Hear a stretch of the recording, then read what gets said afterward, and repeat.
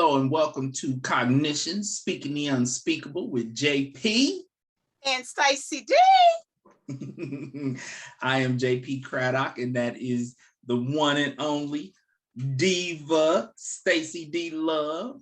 We are broadcasting remotely here on KUAW Radio, which stands for Knowledge, Understanding, and Wisdom. Yes. All right, coming up on the show today, we have our question of the day. This is part 2 of our question of the day from 2 weeks ago.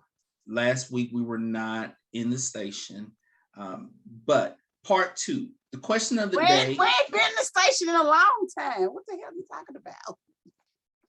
Well, yeah, that's true because we're remote. We need to be in the station. We wasn't on air. We sure did. Okay, everybody. So, we've been having these problems in the beginning because JP and I be talking like really, really a lot of mess, before we come on. So, Mr. Walker, hopefully we don't have all the background noise this time. We're working really hard on trying to, and if y'all the funny thing about it is, everybody, I'm sorry, I'm hyped because y'all know yesterday was my birthday. Anyway. Wait. What? What was yesterday, Stacy? 1-3. Stacy D. Don't worry. Did I miss it? Yeah, you did. But your wife, she sent over my text. FYI, people, you really see who your people are when they forget about your birthday. Stacy D. Happy birthday. Happy belated birthday. I don't even know. Hold on. That's all right. I need my Amazon gift card and put an extra $25 on it because you were late.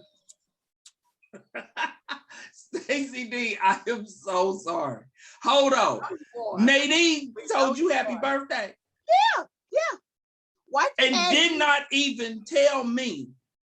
No, this woman's in trouble.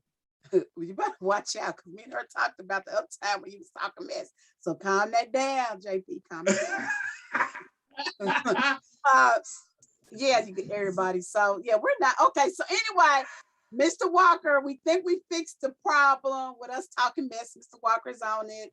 JP had to check him. So we think Mr. Walker did what he supposed to be doing today. But we apologize for you missing my birthday. We first apologize. I first apologize for missing your birthday, Stacy D. I don't even know because I ain't been on Facebook. And so I'm looking at my calendar and I'm trying to figure out how I missed D. You know I don't be missing your birthday. No, you really don't. And usually you be but the kids. You used to have coupons for your birthday. We ain't gonna go into the specifics. I sure do. But the grown kids, my kids, the ones I'm always talking about, y'all are the best of those things. So it's just me and a couple of my girlfriends. I didn't even have I had one sorority sister, but it was like my high school, my elementary. I mean, they went back and found my elementary best friend, which I ain't got too hard to do that. And it was like 6 of my besties. There was some high school folks there. Really? Any I know? Who was it? You know Joanne Hunter, don't you? You remember Joanne Hunter? I remember Joanne Hunter. Yeah, she was there. Well, I'm so much younger than you, Stacy D. That really?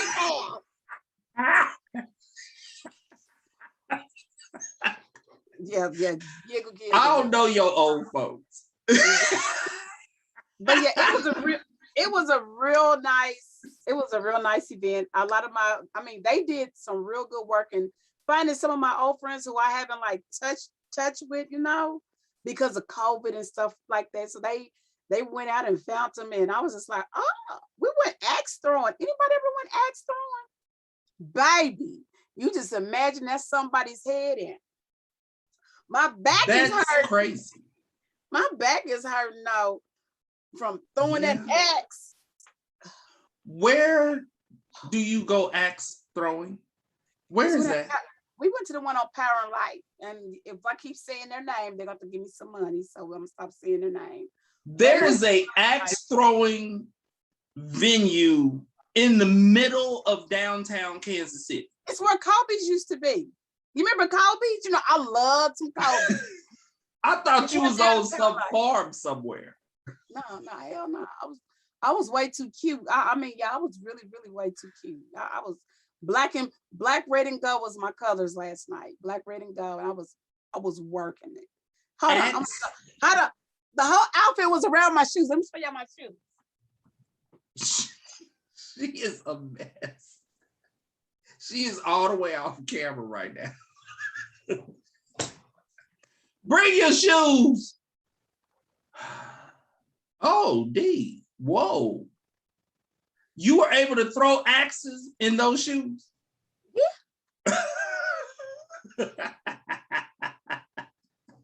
The whole outfit went around those shoes. Those are my birthday shoes. Those are a serious situation. Mm-hmm. Yes. And you be walking in them, baby. Let me tell you. One, I'm surprised that people are throwing axes in the middle of the city. And they're real axes. They're sharp. You have to do a disclaimer and everything. This is wild. And you cannot have no more than 3 drinks. If you have more than 3 drinks, you can't throw any more axes. That's fair. That makes sense. Okay. I'm still upset I missed your birthday, Stacy D. Okay, one, it's partly your fault because when's the birthday celebration? Why wasn't there a planned birthday celebration? Okay. 2, didn't I just drive around with a birthday gift of yours for almost a whole year that I gave to you when we got to Terry's house the last time? That's because of COVID. Yes, but I'm just saying that I'm mad at myself because but you usually get an invitation to all my birthday celebrations. This was the why first was there not a regular because you had a girls' night celebration of throwing axes. Okay. And then we all went to dinner. Girls and axes is stilettos. Girls and axes and stilettos. Wow, that's hot. Let me tell you. But what about your big celebration? I didn't have one. I just wanted something little, and I didn't want to do anything. I didn't do nothing last year. Remember, that's how you had that gift. I didn't do anything last year. Well, nobody did anything last year because of COVID, but right. But so the kids paid for everything. Got some wonderful children. I'm sorry, some wonderful adult children. That's what they tell me to call them, adult children. My adult children. They don't want to just be called children. No, they are my adult. Are they okay with being called kids? No, they don't like that either. I have to say my adult. What do you call grown kids? Your adult children or your adult kids? Because they said, could no children and kids pay for this, mama? We are adults. I'm like, y'all sure right. Kept my money in my pocket.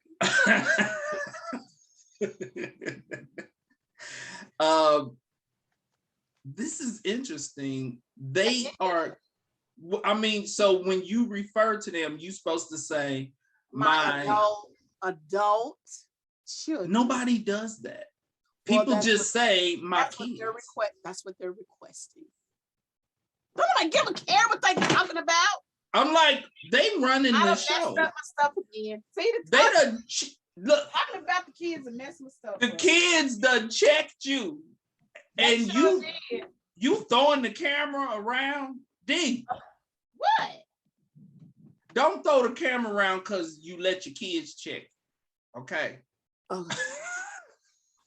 Dang, okay, we got camera problems. Oh, here we go. Now we can't see you. You off the screen and it's, oh, there you go.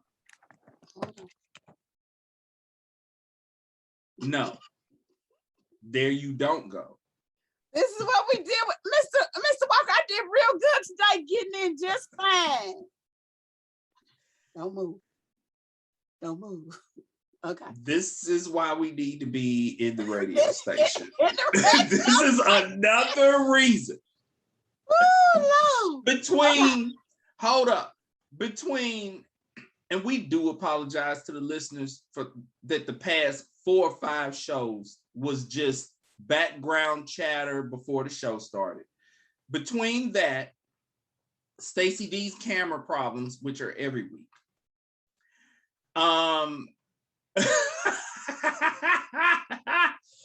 Us having guests on the show who don't know how to operate the technology, and we had to scrap that whole show when Stacy D was out of town. This is a fiasco. Radio is not meant to be remote. Okay.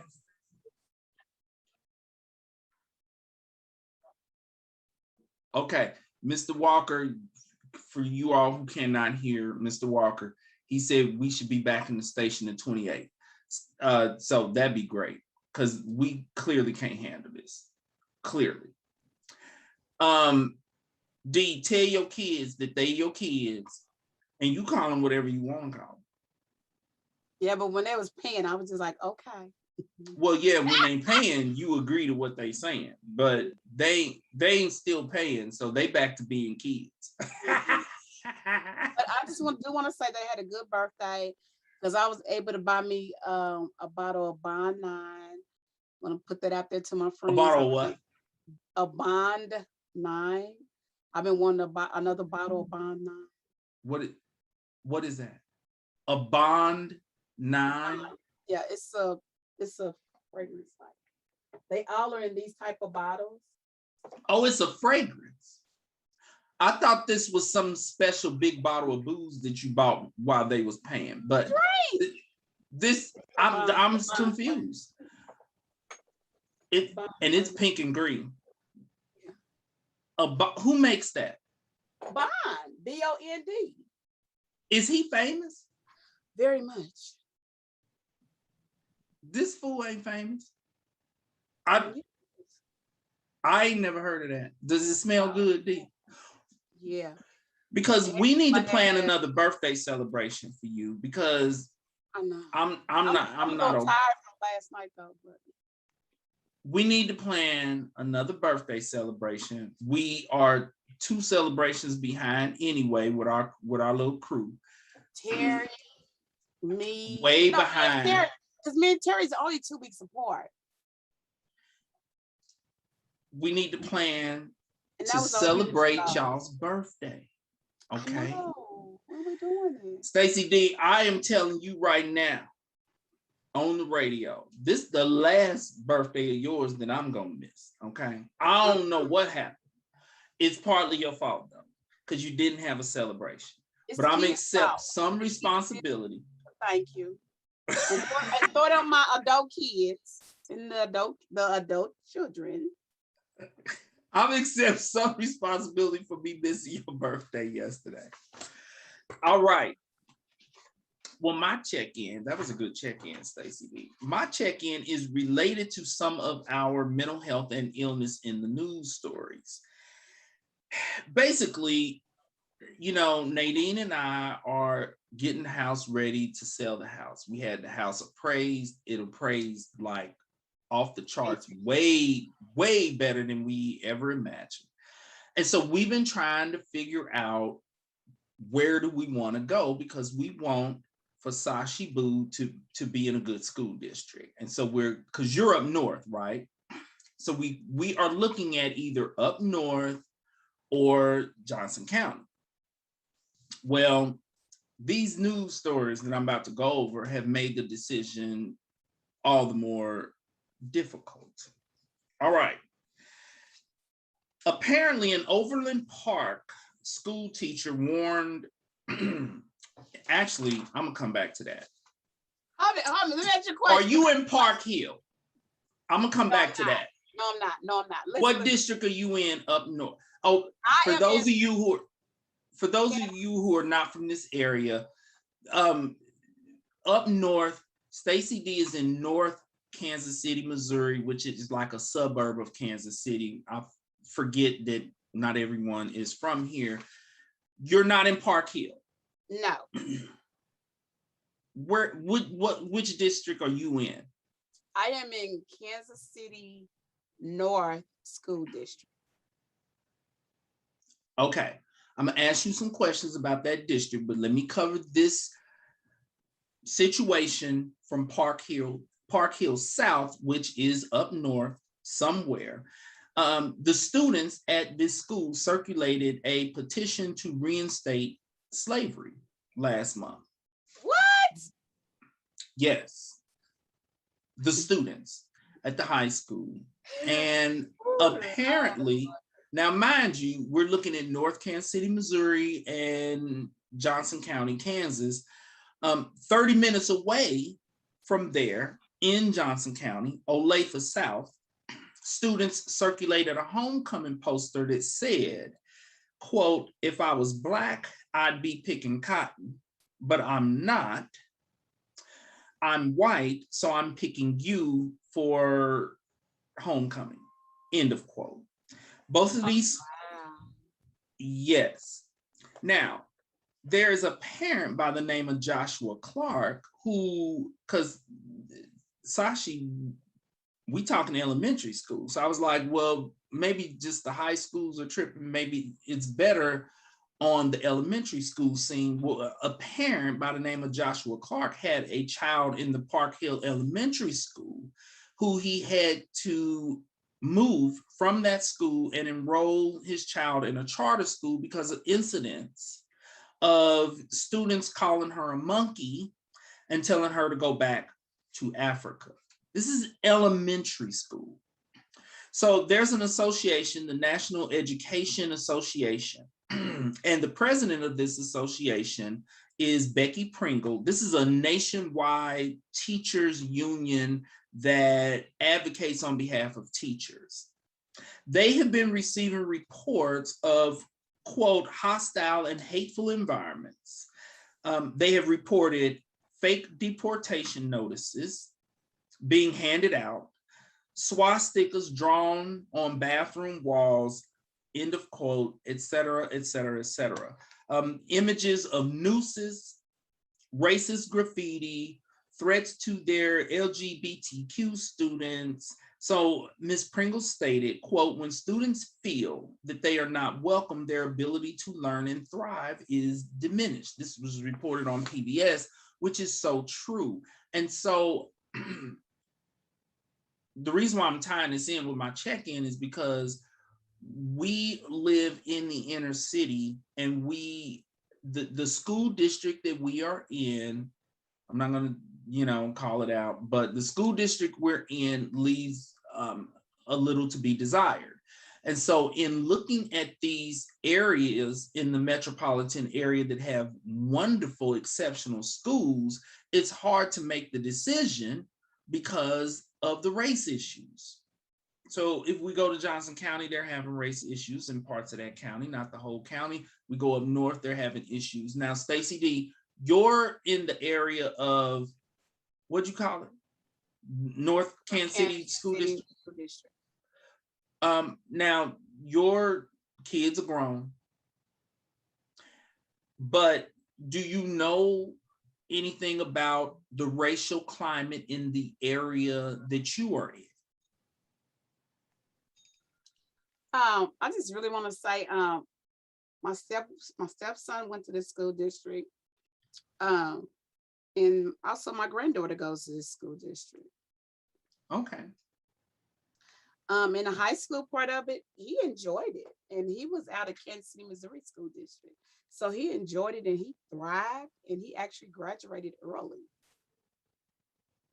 And he did not report racial tension? No, he never said anything. The thing about it is what I try to explain to my children is that we was going to get that as soon as you come up out the womb. It's how you deal with it and how you can flip it to serve you better. I'm real big at that because it's out here. I mean, and it's terrible. I don't accept it, but I'm gonna use it for my good rather than for my bad. Now, my granddaughter, she complains about that she's the only African American child in her class. And she does want to go to another school so she can have more people that look like her. And I said, sorry, it's not a possibility. You're going to stay right here and you're going to learn how to live and learn how to work with those people, which are European brothers and sisters. Because I most definitely believe that that is a behavior that you do need to learn just to learn how to deal with them, because they're a whole different type of creatures. But she and I did have to go to school when she was in kindergarten, because she said she wanted to be a princess, and one of the little girls like, you're Black, you can't be a princess. I went up there and clowned everybody. I did, in a nice, respectable way, and I educated them.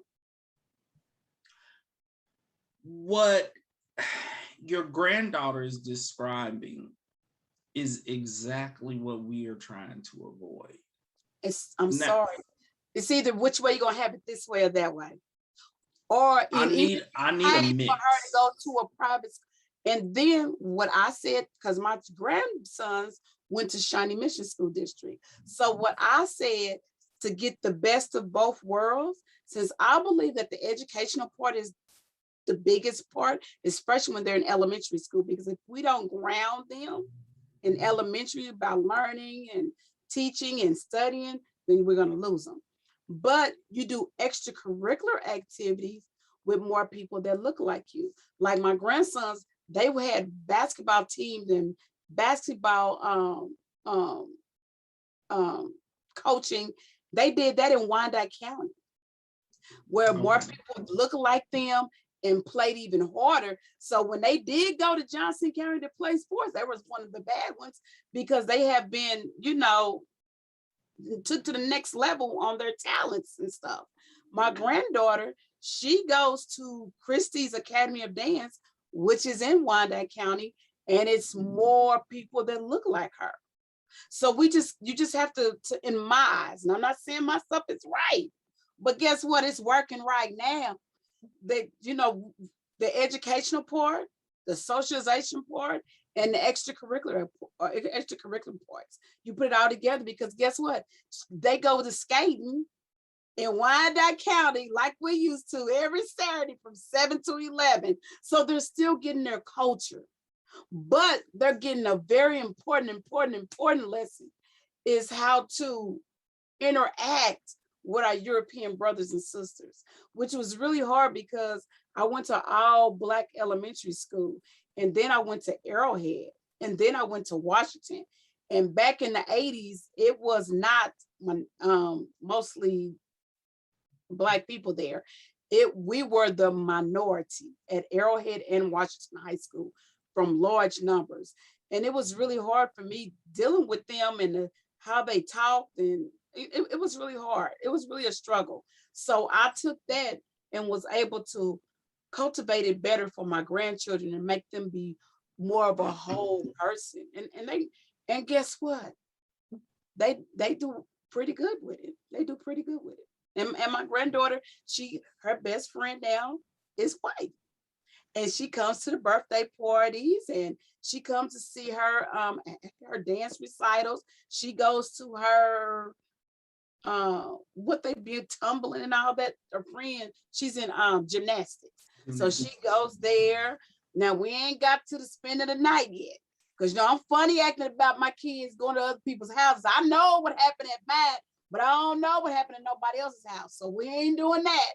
But they do have some day dates and play dates together, and that's her best friend is a white girl with red hair and blue eyes. This is what I like about what you're saying, is that although she is the only African American in her classroom, you all are providing balance by exposing her to Black folks in other settings, extracurricular activities, and different things like that. And I do think that balance is important, because what my biggest fear is, I agree that Black children need to learn how to function in a world where they are 15% of the population. They need to learn how to function with the majority culture, white culture. At the same time, I worry about kids, our foundation for, as far as self-esteem and self-worth and all those things, that foundation is laid in elementary school. And so I worry about kids. And at home. Well, it starts at home, and those are formative years.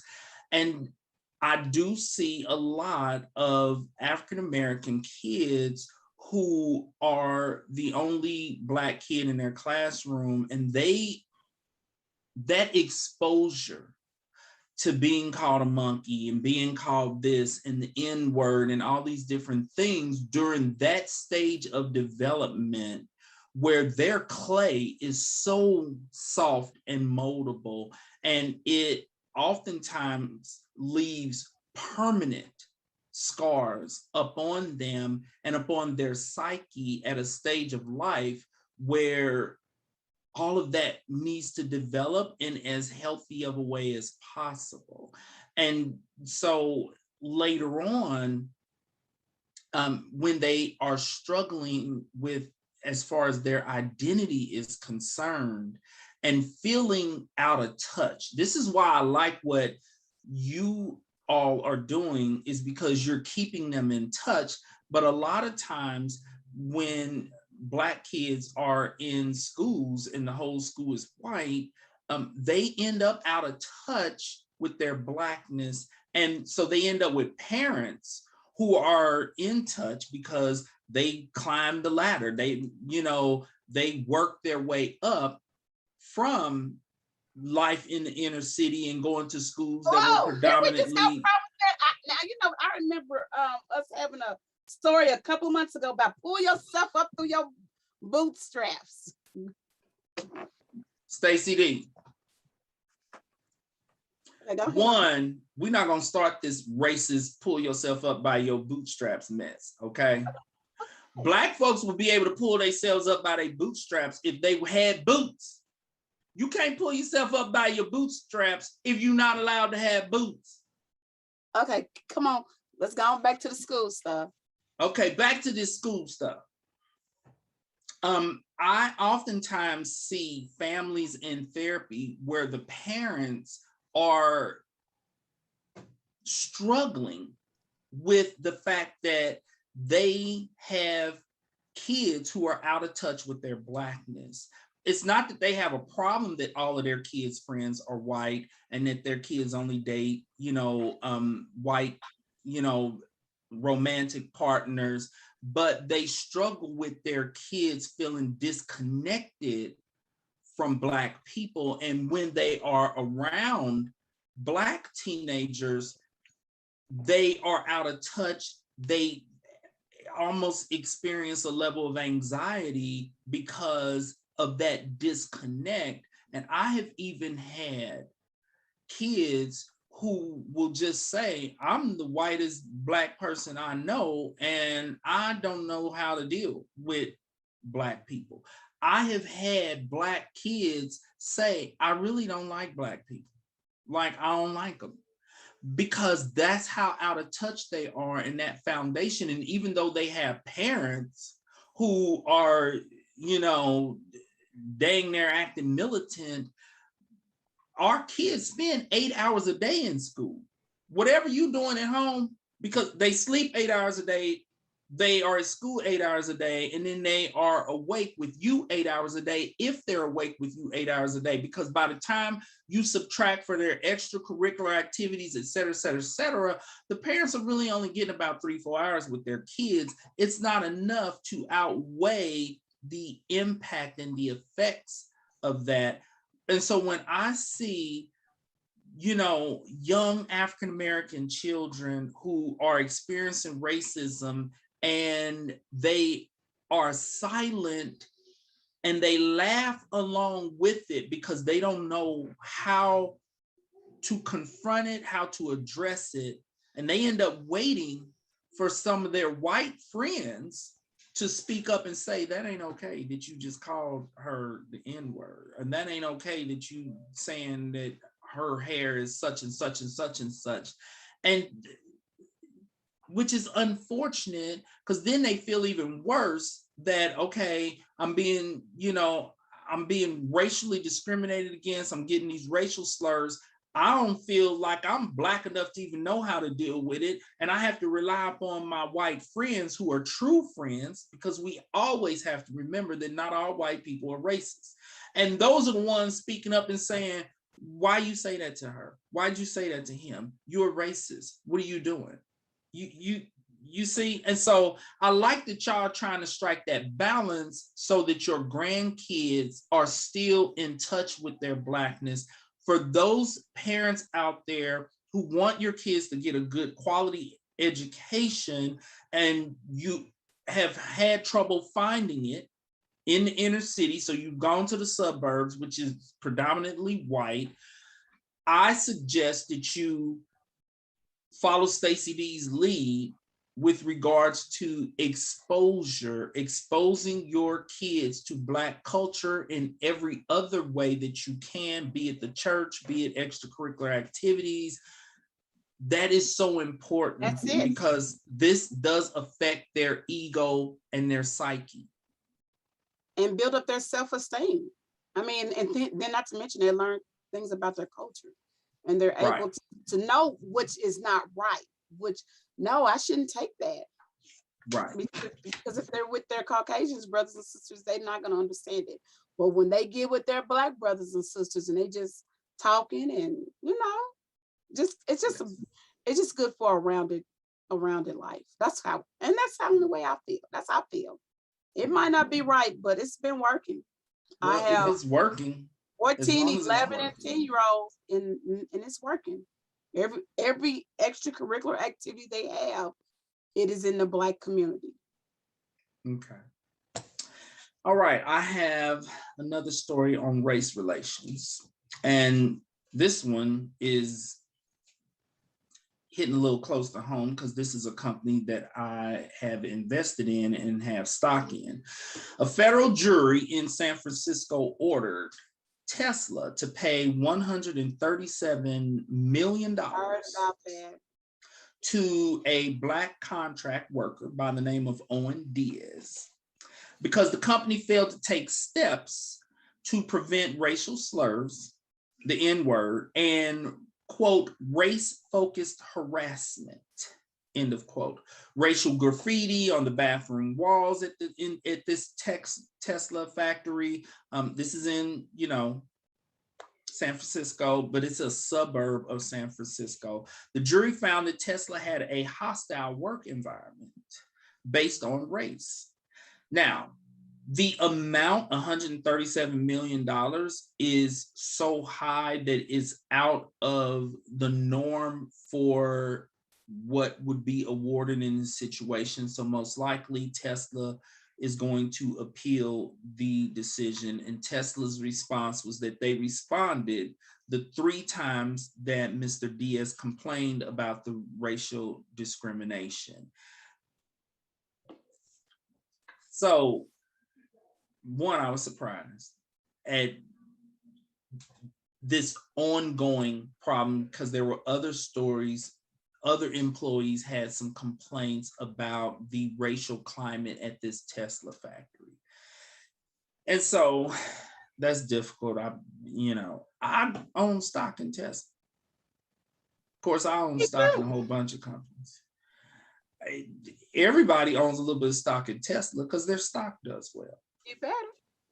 And so it makes me wonder, we probably need to follow these stories because sometimes you have to hit a company in their pocket in order to get some results.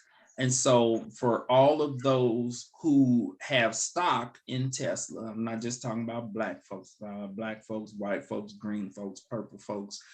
We do need to pay closer attention to the companies that we invest in to be sure that they basically are not creating racial tensions and having racist environments in the plans, and that they are supportive of diversity, not just African Americans, Hispanic Americans, Asians. This is something to think about. And I admit, yeah, and I admit that I never did any research into the climate. Hell no, we were just trying to get that ching-ching. Basically.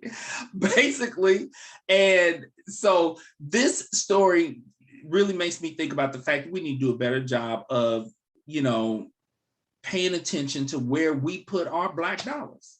And you know what, and that is so true, because our Black dollars are so well, we can make and break people. Right.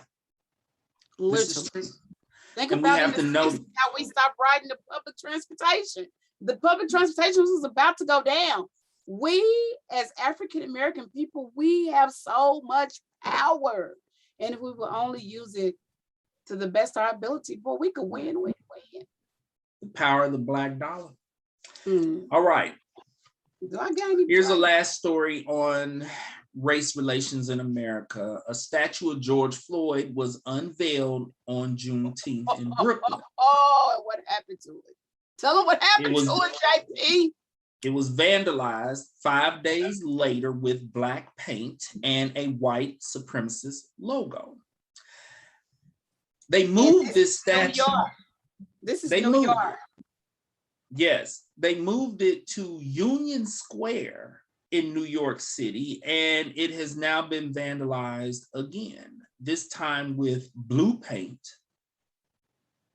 probably police blue paint thrown on this statue. So of course it's being cleaned up, but this is something that the family members are responding to, because it is, upsetting, to say the least, that a statue that has been moved and it continues to get vandalized. This is some members of our society's way of saying that they feel absolutely nothing for the tragedy that fell upon George Floyd, and this is their way of making that statement. All right, Stacy D, you have any thoughts or questions about these stories covering race relations in America? I have some, but I'm gonna keep it to myself. Because a lot of times people don't think how I think. And it can get some people going. Well, but Stacy D, a lot of times people do think how you think.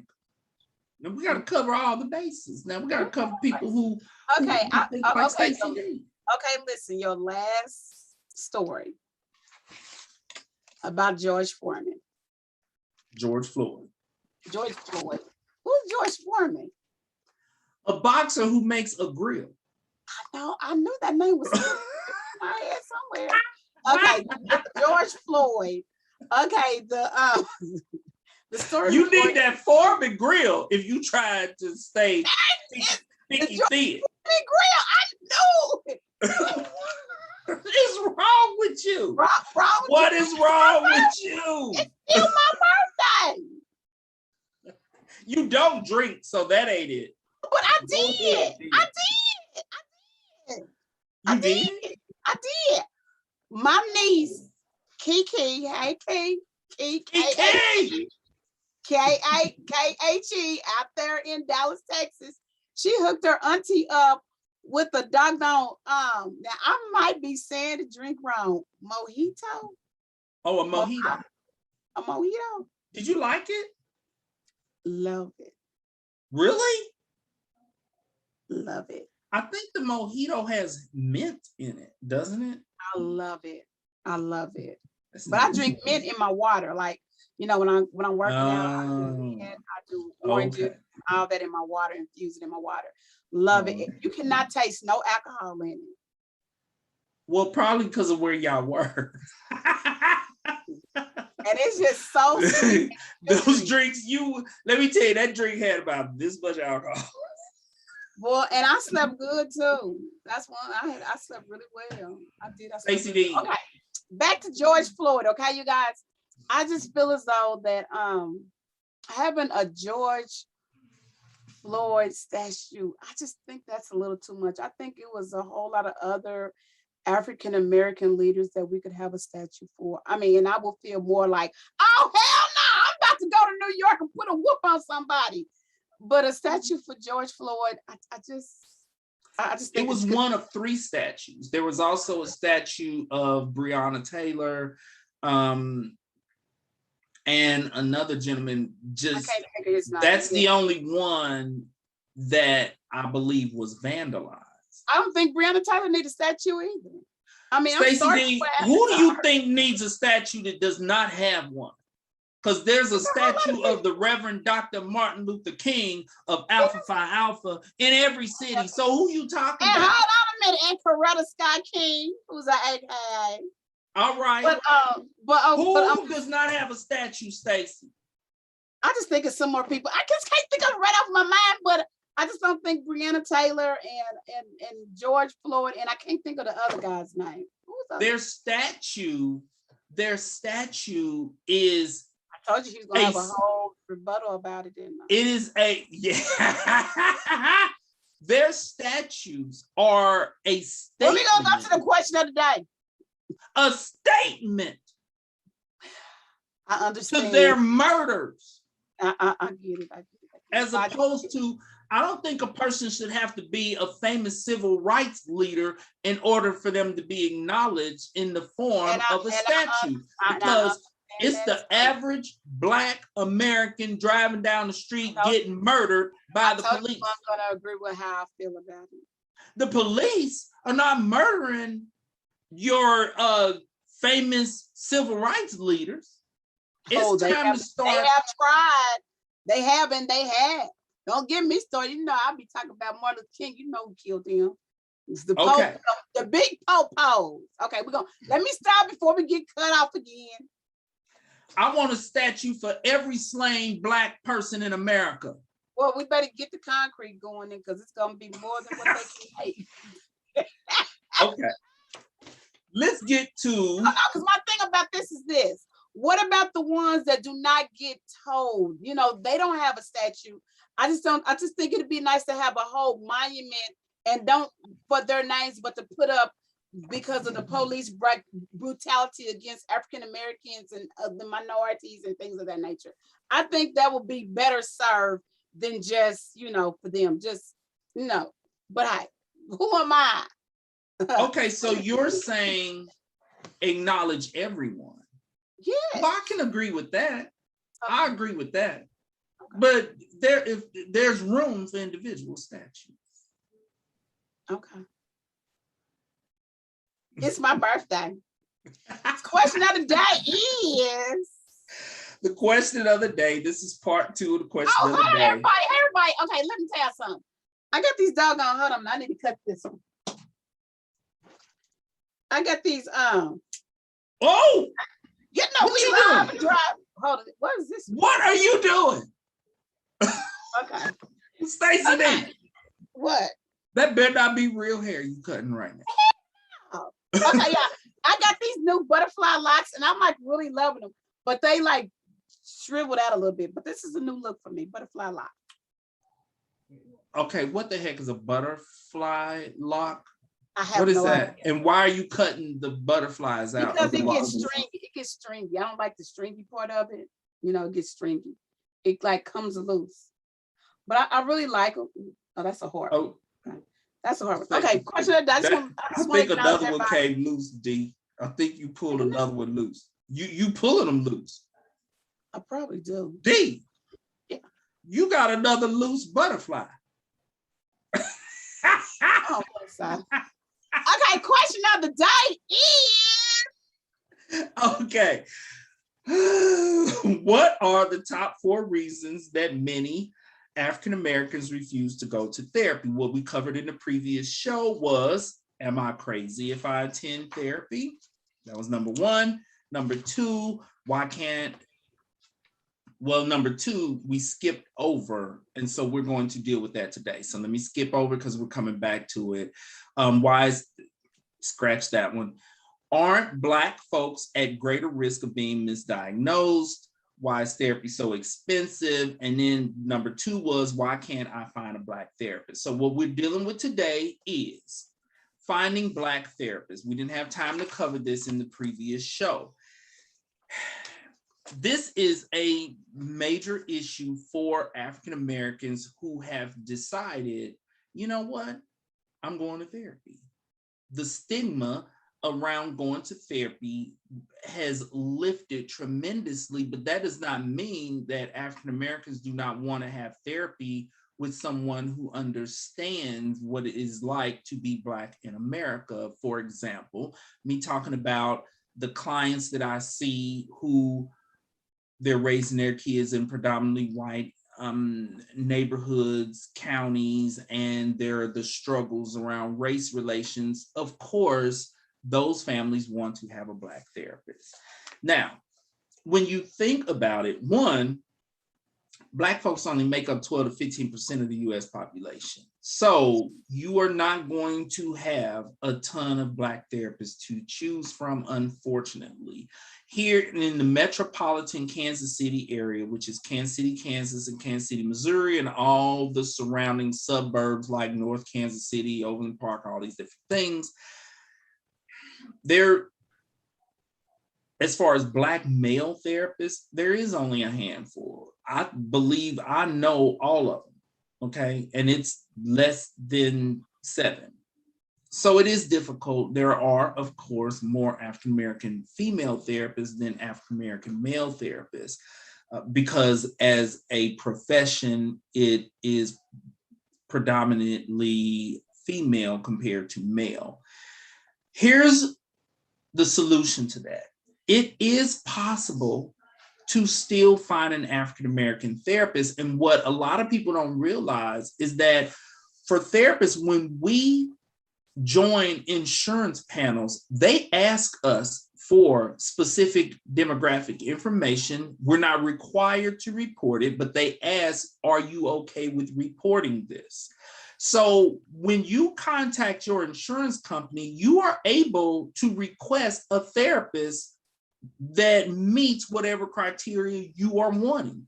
If you want an African-American, just say, I want an African-American therapist. You want African-American male, you want African-American female. If you want old, you can have an old therapist. You want a young therapist, you can have a young therapist. Like you can have whatever you like. You can, and this is something that people never think about because they're like, what? Because usually, like if a person is choosing a primary care physician, they never think to ask questions about the race of the doctor and all these different things. But you can also do it when it comes to your doctors, but especially when it comes to therapists, because the insurance companies want people to have a therapist who they feel comfortable with and who they feel that they can relate to and that the therapist can relate to them. You can even request therapists who are experienced with working with LGBTQ issues. And I stumbled across a therapist who specializes in open relationships and works with couples on how to be successful in having an ethically open relationship, how to successfully have a marriage where you and your spouse are able to have sex with other people outside of the marriage. And this therapist is a proponent of that. And she sees couples who have come to the conclusion that they need to open things up because monogamy has not worked.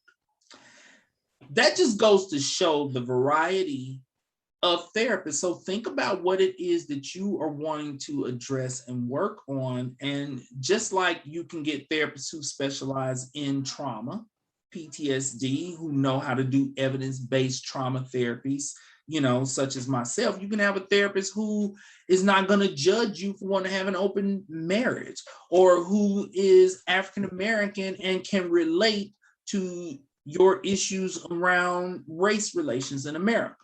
So that obstacle can be remedied by just asking for what you want. All right. Now, the last one that we did not have time to get to is the cost of therapy. This is a major obstacle, not just for African Americans, for people in general, because therapy can be expensive. Therapy can range anywhere from, on the low end is $60 an hour. The average range is going to be at least $80 to $120 an hour, depending on where you are. In some, cities and in some states, we're talking $200 an hour. So it can get expensive.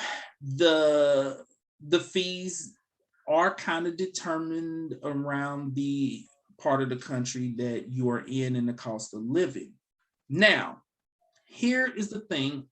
I do not think that this should be a deterrent, because one, let's take a look at the ways that you pay for therapy. There's insurance. A lot of times clients don't realize that their insurance has mental health benefits. I have seen many people who have been surprised by that. Like, no, therapy can be paid for by your insurance. You may still have your deductible or your copay, but it will be covered. Now, a lot of insurance companies have a separate set of benefits for mental health where, for example, yesterday, I was checking benefits on a new client who has Blue Cross Blue Shield.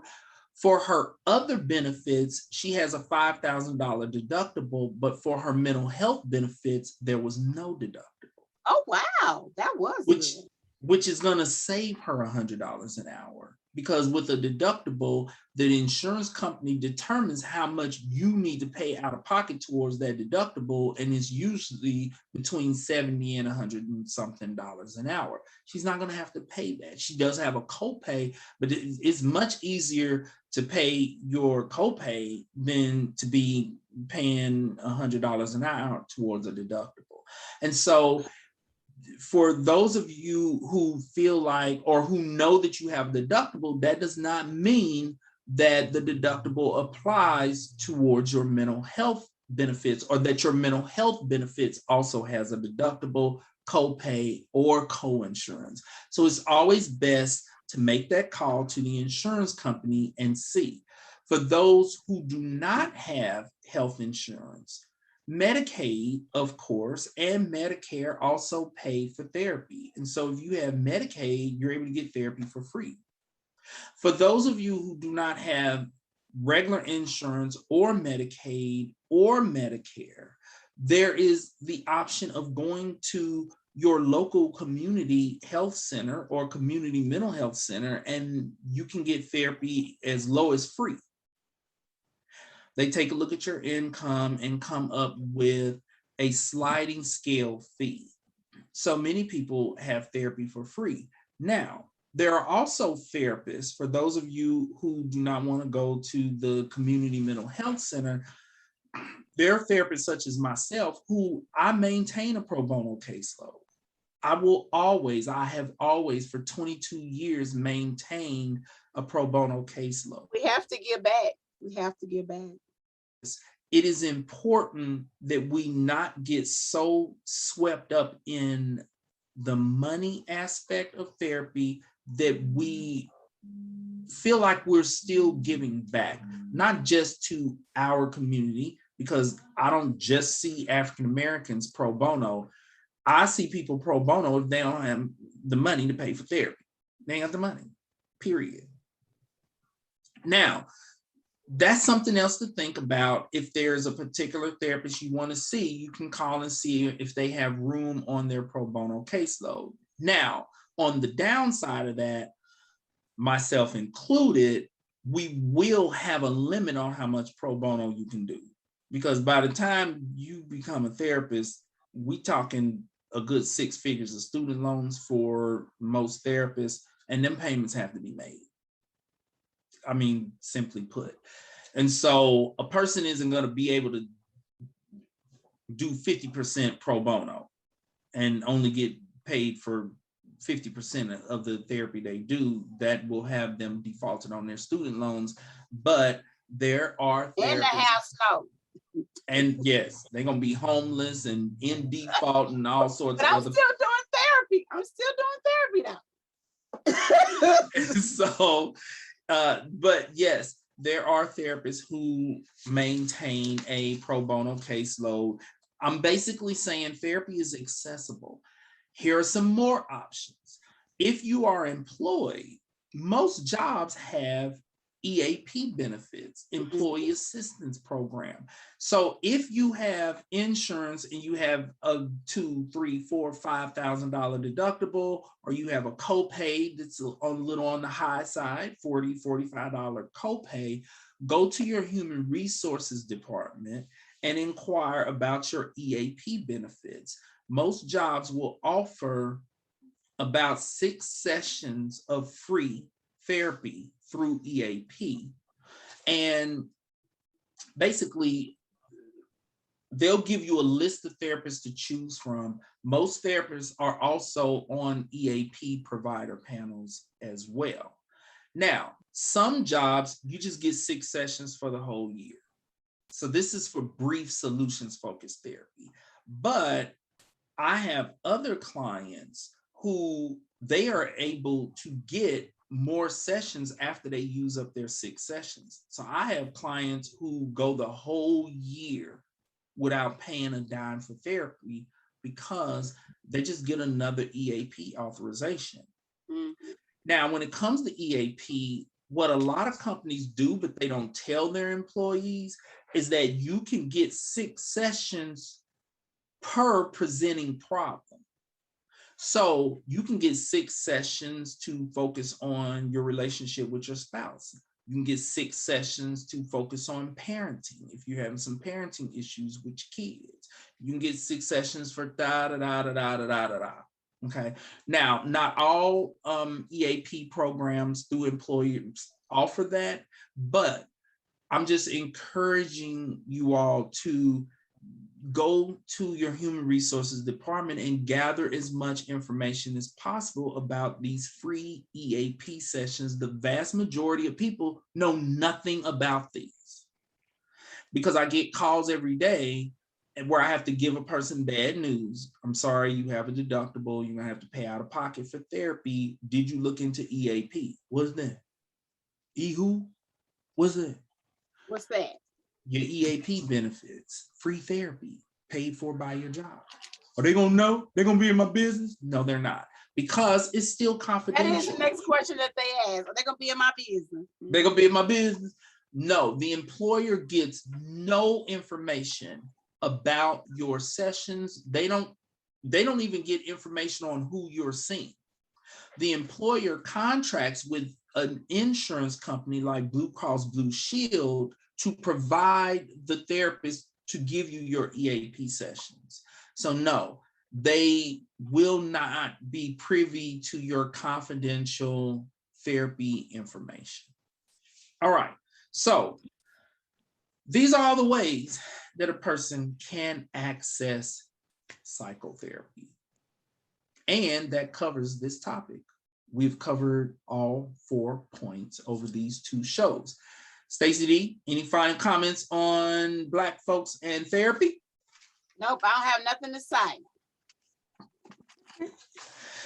But she is in favor of Black folks accessing most definitely. mental health. Most definitely. All right, that is our show for today. Thank you all for joining us. And remember, worry about nothing. And pray about everything. Bye-bye now. And God bless.